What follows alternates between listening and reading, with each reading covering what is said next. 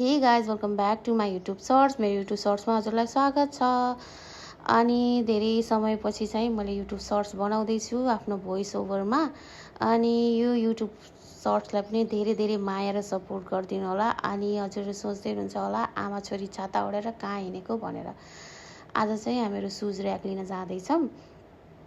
माथिको shoes rack जुन थियो त्यो चाहिँ टुटिसकेको छ। सो मम्मीले भन्नुभयो सुज ऱ्याक हेर्न जाऊँ न नानी भनेर। अनि हामी दुईटा लाग्यौँ छाता ओढेर। अनि घरको नजिकै चाहिँ आज हाट बजार लाग्दैछ। अनि हामीहरू चाहिँ फर्निचर दोकानमा पुग्यौँ। त्यहाँ कस्तो राम्रो राम्रो बेड, अलमारी, dining table set, sofa set सबै चिज पाइन्छ। र हामीले चाहिँ दुईटा हेरेको थियौँ। यो एउटा भयो भने अर्को चाहिँ सानोमा हेरेको थियौँ।